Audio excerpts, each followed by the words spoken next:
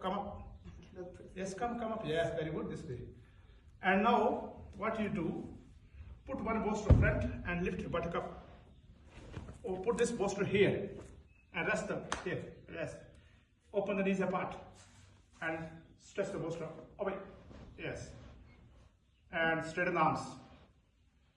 Elbow off from the ground. Come on. Yes. You are not a beginner here. Lift your ribs up and heart come above the head. Yes. So stretch this hand. Yes. Move the sitting bone back. So here, stretch the hand forward now. Stretch. Yes. This is a posture. Good. So this is called Supta Vajrasana. That's Supta Vajrasana. This is Adho Mukha Vajrasana. Means facing down. So this is all body resting proper. Yes. So now breathing. Stretch the hand forward. Stretch the hand forward. Lift your fingers off. No, finger off. Come on. Hey, this is not finger. This is hand. Yes, finger off like this. Stretch the hand forward. Yes, this is the finger off. So when you stretch your finger off, you feel the work here or not? Yes. Forearm.